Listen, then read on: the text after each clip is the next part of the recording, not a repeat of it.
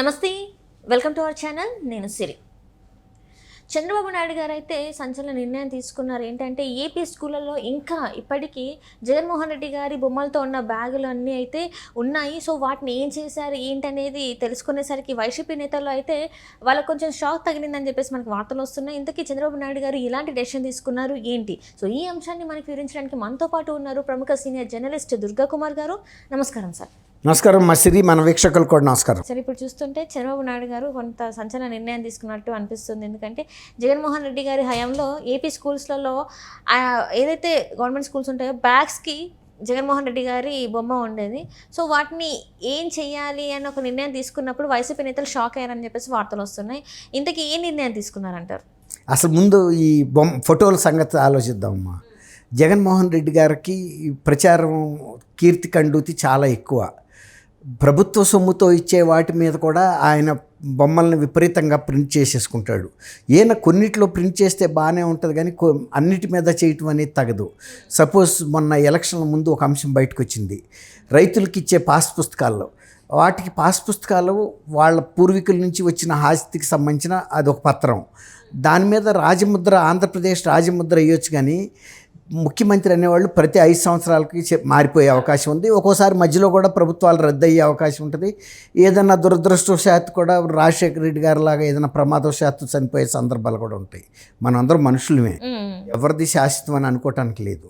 అలా అప్పుడు ఆ ప్రశ్న కూడా ఎక్కడ ఉద్భవించింది? పులివెందుల నియోజకవర్గంలో ఒక రైతు అడిగాడు. వైఎస్ఆర్సీపీ కార్యకర్త, వాళ్ళకి బంధువు అయిన భాస్కర్ రెడ్డి గారు అనే వ్యక్తి, అమ్మా నేను అడుగుదామంటే మాకు ముఖ్యమంత్రి గారు, అప్పుడు ముఖ్యమంత్రి జగన్మోహన్ రెడ్డి గారు అందుబాటులోకి రావటం లేదు. అసలు మాకు పాస్ పుస్తకాల మీద ముఖ్యమంత్రి ఫోటో వేయటం ఏంటి? మా ఆస్తి మా పూర్వీకుల నుంచి వస్తుంది, మళ్ళీ మా తర్వాత తరం వాళ్ళకి వెళ్ళిపోతుంది. దీంట్లో ఈయన ప్రమేయం ఏంటమ్మా, మీరన్నా చెప్పండి, అట్లా వేయించొద్దని చెప్తే ఆమె కూడా దాంట్లో రీజన్ లాజిక్ అర్థమైంది. ఏం మాట్లాడలేకపోయింది. అక్కడ తప్పు ఒప్పు అని నేను చెప్పలేదు కదా. అందులో ఎన్నికలు సమీపిస్తున్న టైం, ఇంకొక 5-6 రోజుల్లో ఎన్నికలు అనగా. కానీ ఇది ఆ సబ్జెక్టు మొత్తం రాష్ట్ర వ్యాప్తంగా చర్చకి దారితీసింది. అసలు అవును కదా, మనకి ఇచ్చిన పాస్ పుస్తకాలు, మన పొలం, మనకి పూర్వీకులు, ఇందులో ప్రభుత్వం ఏమి డబ్బులు పెట్టి వాళ్ళకి కొనివ్వలేదు కదా. ఈ అంశం బయటకు వచ్చేటప్పటికి ఒక చర్చ జరిగి కొంత ప్రభుత్వం మీద వ్యతిరేకత కూడా వచ్చింది. అసలు ఈ కీర్తి కండూతి అనేది ఎంతవరకు వెళ్ళిందంటే, దీనిది రాజశేఖర రెడ్డి గారిది, ఇది జగన్మోహన్ రెడ్డి గారిది. వాళ్ళు అంగన్వాడీలో పసిపిల్లలకి, గర్భిణులకి ఇచ్చే కోడిగుడ్ల మీద కూడా ప్రింట్ చేశారు. తర్వాత చిన్నపిల్లలకి ఇచ్చే చిక్కీల మీద, అంగన్వాడీ చిక్కీల మీద, అంటే చిక్కీ అంటే పల్లె దాన్ని పట్టి, వేరుశనగ పట్టి ఇచ్చే కవర్ మీద కూడా వేశారు. అసలు ఇది అది అని లేదు, అన్నిటి మీద వేశారు. ఆఖరికి పిల్లలు వేసుకునే స్కూల్ బ్యాగ్ మీద కూడా. అయితే అవి ముందే ముద్రించి ఆ బ్యాగులన్నీ గవర్నమెంట్ ఎడ్యుకేషన్ డిపార్ట్మెంట్ దగ్గర ఉన్నాయి. మీద ఇప్పుడు మీరు అన్నట్టు స్కూళ్ళు తెరిచే ముందు వాటిని పంపిణీ చేస్తారు. విద్యాశాఖ వాళ్ళు ఇప్పుడు కొత్తగా ముఖ్యమంత్రిగా బాధ్యతలు స్వీకరిస్తున్న చంద్రబాబు నాయుడు గారి దృష్టికి తెచ్చారు. మరి సార్, ఇప్పుడు బ్యాగులు పంపిణీ చేయాలంటే ఆల్రెడీ మేము కొనేసాము, బడ్జెట్లో పెట్టుకొని, ఇప్పుడు మా గొడౌన్లో ఉన్నాయి, దాని మీద మాజీ ముఖ్యమంత్రి జగన్మోహన్ రెడ్డి గారి ఫోటో ఉంది, ఏం చేయమంటారని అడిగారు. ఒక విఘ్నత గల ముఖ్యమంత్రి అయితే ఎలాంటి నిర్ణయం తీసుకుంటాడో, విఘ్నత లేని ముఖ్యమంత్రి అయితే ఎలా విఘ్నత తీసుకుంటాడో ఒక సింపుల్ ఎగ్జాంపుల్గా చెప్తాను. ఇవాళ సహజంగా కనుక చంద్రబాబు నాయుడు గారి ప్లేస్లో జగన్మోహన్ రెడ్డి గారు కనుక ఉంటే అవి పెట్రోల్ పోసి కాల్చేసేయమనేవాడు. డబ్బులు పోతే పోయినాయి, ఆయన పేరు వెళ్ళటానికి వీల్లేదు. అందులో ముద్ర ఫోటో ఉంది.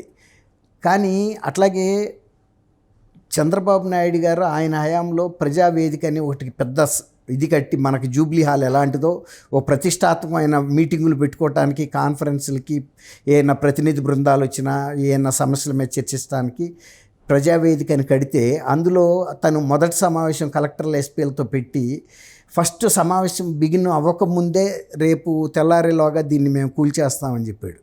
అసలు ఆయన పెట్టిన మీటింగ్ గురించి చర్చించుకుని చివరిలో చెప్పిన అదొక రకం. ఆయన అట్లా ప్రకటించేశాడు. అంటే రీజన్ ఏమైనా చెప్పారా సార్ ప్రజావేదికని కూల్చడానికి? ఆయన చెప్పింది ఏంటంటే, పర్యావరణానికి అంటే అనుమతులన్నీ తీసుకోలేదు, తర్వాత కృష్ణా రివర్ కరకట్ట పక్కన ఉందని, కరకట్ట పక్కన చాలా భవనాలు ఉన్నాయి, అవి కూడా మేము కూల్చేస్తామని చెప్పాడు. కానీ ఈయన ఇంకోటి చెప్పాడు, దీనికి సంబంధించిన పనికొచ్చే సామాన్లు, ఫర్నిచర్ అవన్నీ తీసేస్తామని కూడా చెప్పాడు. కానీ అప్పుడు కొత్తగా అదే రోజు కదా చీఫ్ మినిస్టర్గా అయ్యాడు. అప్పుడు ఎల్వి సుబ్రహ్మణ్యం గారు చీఫ్ సెక్రటరీ. అదే కనుక ఆయన కనుక ఈయనతో పరిచయం బాగా ఉంటే దాన్ని కూలగొట్టవద్దు అని చెప్పడానికి కారణాలు చెప్పేవాడు. కానీ ముఖ్యమంత్రిగా కొత్తగా ఎలక్ట్ అయ్యాడు, 151 మంది శాసనసభ్యులతో ఎలక్ట్ అయ్యాడు. యంగ్ మ్యాన్, చెబితే ఏంటో చెప్పకపోతే ఏంటో అసలు ఆయన చెప్పకముందే ప్రజలు ఆయన అనౌన్స్ చేసేసాడు, పత్రికల్లో కూడా వచ్చేసింది.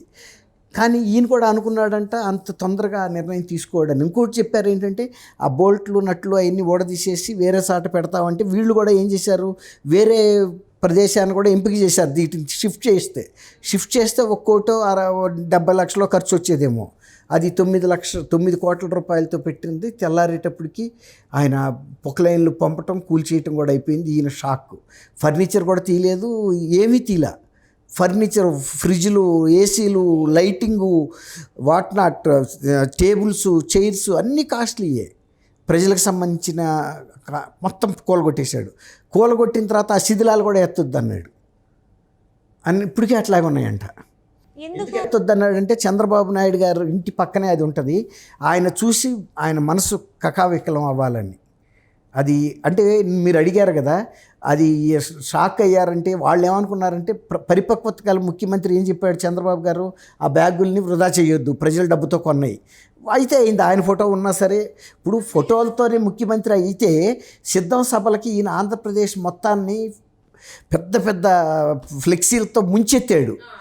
తర్వాత ఇంటింటికి, గడప గడపలకి నువ్వే మా ధైర్యం, నువ్వే మా నమ్మకం అని చెప్పి స్టిక్కర్లు వేయించాడు. అయినా కూడా గెలవలేదు కదా. ఇప్పుడు ఆ రోజున ఈయన జెండా కనపడలా, ఈయన స్టిక్కర్ కూడా కనపడలా. ప్రజల మనసుల్లో ఆయన 2014 నుంచి 19 వరకు చేసిన పరిపాలన గుర్తుంది. ఎంత మంచి పరిపాలన చేశాడు, ఎంత మంచి ఫలితాలు ఇచ్చాడు, అందరి పట్ల ఎంత సంభావంతో వ్యవహరించాడు, ఎంత సంరక్షణ ఇచ్చాడు పిల్లలకు కానీ కుటుంబాలకు కానీ, ఎంత ఆర్థికంగా వెసులుబాటు ఇచ్చాడు, ఇవన్నీ కూడా వాళ్ళకి గుర్తుండిపోయినాయి. తర్వాత రాజధాని కట్టాడు. అంతకన్నా పెద్ద రాజధాని కడతానన్న జగన్మోహన్ రెడ్డి గారు 3 రాజధానులను మురిపించాడు తప్ప ఎక్కడా రాజధాని పెట్టలేదు. ఈ తగాదాలు పెట్టడానికి చూశాడు 3 ప్రాంతాల మధ్యలోనూ. తను రాజకీయ పబ్బం గడుపుకోవడానికి చూశాడని 3 ప్రాంతాల వాళ్ళు కూడా విభేదించారు. అందుకే కదా ఈయన ఇన్ని తప్పులు చేయబట్టే కదా మొన్న అంత ఘోర ఓటమి పాలయ్యాడు. చంద్రబాబు నాయుడు గారు అనుకున్నాడు, అంత ఫ్లెక్సీలు పెట్టినాడే ముఖ్యమంత్రి కాలేపోయాడు కదా, పోయింది, ఈ ప్రజల డబ్బు ఎందుకు వేస్ట్ చేయాలి అనేసి పెట్టేమన్నాడు. ఇంకా కొంతమంది అయితే దాని మీద బ్లాక్ పెయింట్ వేయమని కూడా చెప్తారు కొందరు. కానీ బ్లాక్ పెయింట్ వేస్తే ఏమవుతుందంటే పిల్లలకి కచ్చాటుగా ఉంటుంది. అది ఇప్పుడు వీళ్ళ రాజకీయాల మూలనాడు పిల్లలు బ్లాక్ పెయింట్ వేసుకుని వెళ్తే మంచిగా అనిపిస్తుంది. ఎవరో ఒకటి ఫోటో ఉంది, సహజంగా ఉండే ఏమవుతుంది, ఎవరిస్తే ఉంది, ప్రభుత్వ సొమ్ము అసలు వేయకూడదు దాని మీద. కానీ ఈయన వేసుకున్నాడు. ప్రజల సొమ్మేనని వాళ్ళే చెబుతున్నారు కదా. మాకు ఇప్పుడు ఈయన ఏమంటున్నాడు, మొన్న ఓడిపోయి కూడా, నేను మీకు ఇంత పథకాలు ఇస్తే, ఇన్ని సంక్షేమాలు చేస్తే నన్ను ఓటేయలేదు అంటే నీ సొంత డబ్బులు అయితే కదా, వాళ్ళకి తెలుసు ఈ ప్రభుత్వ సొమ్మని. కాబట్టి ఈ బ్యాగుల విషయంలో కూడా వాళ్ళు ఏం పొరపాటు పడరు. ఇతను అనవసరంగా ముద్ర వేసి ప్రింట్ బ్యాగ్, ఆ డబ్బులు ఏదో స్క్రీన్ ప్రింట్ వేసి ఉంటాడు, ఆ డబ్బులు ఏదో ఇంకో 10 రూపాయలు 20 రూపాయలు బ్యాగ్ మీద ఖర్చు పెడితే ఇంకా మంచి బ్యాగ్ వచ్చేది కదా. అంతే కదమ్మా, అవన్నీ లెక్కలు వేసుకుంటారు. కాబట్టి ఆయన అది కూడా. తర్వాత చంద్రబాబు నాయుడు గారి టైంలో ఆడపిల్లలకి హై స్కూల్కి వెళ్ళే వాళ్ళకి సైకిళ్ళు ఇస్తామని కొని పెడితే ఈయన 5 ఏళ్లలో వాటిని పంపిణీ కూడా చేయాల, అవన్నీ తుప్పు పట్టేటట్టు చేశాడు. ఇప్పుడు ఆయన వచ్చిన తర్వాత వాటిని సరిగైన రిపేర్లు చేసి మళ్ళీ పంపిణీ చేయడానికి ఆదేశాలు ఇచ్చాడు. ఇది గతంలో మీరు అన్నారు కదా, జగన్మోహన్ రెడ్డి గారికి చంద్రబాబు నాయుడు గారికి వ్యత్యాసం అంటే ఇది. Right sir, right. Thank you so much. Thank you అమ్మా సిరి, మన వీక్షకులు.